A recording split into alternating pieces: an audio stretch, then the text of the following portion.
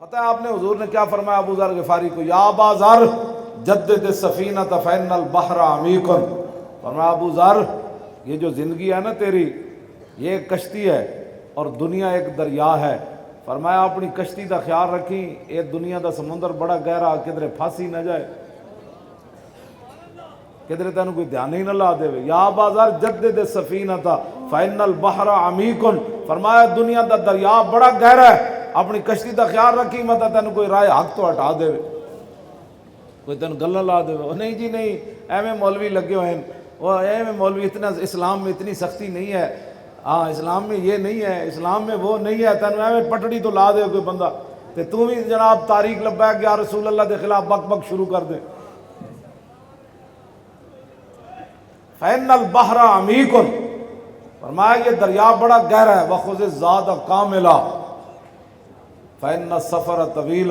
میرے آقا نے فرمایا زیادہ سے زیادہ نیکیاں اکٹھے کر لینا، جس سفر پر تو نے جانا ہے وہ سفر بڑا طویل ہے۔ وخفف الحملۃ فإن العقبۃ قعود۔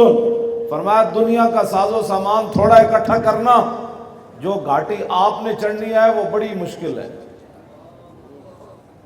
واخلص العمل فإن الناقد بصیر۔ بس یہ لفظ پڑھنے کے بعد ہر بندہ اپنا دل کی طرف دیکھے۔ آپ نے فرمایا عمل ہمیشہ خالص کرنا، جس کے ساتھ تیرا سودا ہونا ہے نا وہ بڑا دیکھ کر مال لیتا ہے۔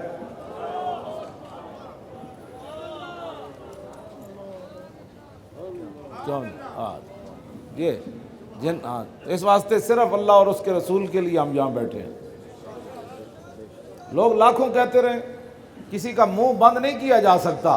سیدنا صدیق اکبر سارا مال دیتا نا جب رائے خدا وچ غزوہ تبوک دے موقع تے منافق کہنے لگے اے تے ریاکاری ہے، اے تے ریاکار ہے، اے لوگوں دسنا چاہتا میں اتنا مال رائے خدا وچ دیتا۔ تے حضرت عقیل انصاری جدو 1 کلو کھجور پیش کیتی، حضور میں غریب آدمی ہاں تے میں 1 کلو کھجور اس غزوہ واسطے پیش کر سکنا۔ تے منافق کہنے لگے اللہ نو دی لوڑ ہی کوئی نہیں، 1 کلو کھجور انہیں دینی سی، ہاں ایک کدی بھی تسی کسی نو خوش نہیں کر سکتے۔ ہاں تسی ایتھے جناب لمے پہ جاؤ نا جناب، روڈانا روڈا تے صاف کرو تے کہو جناب گزر جاؤ، تو پھر بھی تواڈے تے کسے نہیں راضی ہونا۔ آئے مخلوق راضی نہیں ہوندے۔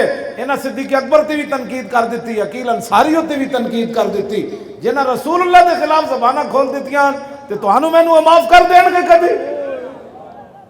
جی وہ فلانا انج کہہ رہے سی، فلانا انج کہہ رہے سی، فلانا انج کہہ رہے سی، میں کہ تو پھر کی کیتا ہے؟ تو انہاں کو متاثر ہو کے تاریخ دا کم چھڑ دیتا ہے۔ او جی فلانا انج کہہ رہے سی، او جی فلانا انج کہہ رہے سی، تے میں کہ تو اتنی گل نال کہ جناب وہ تاریخ والے روڈ بند کیتے، تو اتنی گل تو متاثر ہو گیا تے جنہاں ختم نبوت تے ڈاکہ ماریا تیرے ذہن وچ کوئی گل نہیں آئی، جنہاں ممتاز پھٹے لایا تیرے دل وچ کوئی نہیں گل آئی، یہ بھی کوئی کام سی دنیا تے؟ جنہاں مسجدیں دے سپیکر اتارے تیرے ذہن وچ ایک گل تے نہ آئی، لیکن ایک گل ضرور آ گئی کہ بھاٹی چوک بند ہویا پیا جی۔ اپنے آپ نو سمجھو انہاں گلاں نو، ہی تو گل ہے، یہ خیال ہے، یہ ملال ہے، یہ عجیب زمانے کا حال ہے۔ اے میرے نبی کوئی آ کے تیرے در سے مجھے اٹھا نہ دے، یہی اٹھانا ہے اور کوئی اٹھانا نہیں ہے۔ بندے کے ذہن میں ایک بات آ جائے اور وہ بھی حضور کی ختم نبوت کے بارے میں بات آ جائے، یہ آدھی رات تک کیا کر رہے ہیں بھائی؟ تو کیا کر رہا ہے؟ تو جو بیٹھ کر گھر کیبلیں دیکھ رہا ہے یہ ٹھیک ہے، اور حضور کی ختم نبوت کے لیے بھاٹی چوک میں تاجدار ختم نبوت کا نعرہ لگانا جرم بن گیا۔ ارے تو جو سارے کام کر رہا ہے، تو دفتر میں جا کر جو رشوت لی ہے وہ تو ٹھیک ہو گیا، بھاٹی چوک بند ہونا جرم بن گیا۔ تو جا کے بینک کے اندر جناب سود کا مال لے کر آیا وہ تو ٹھیک ہو گیا، بھاٹی چوک میں بیٹھے ہوئے مولوی غلط کر رہے ہیں جناب، کیوں کر رہے ہیں؟ یہ کیا کر رہے ہیں؟ روڈ بند ہو گیا۔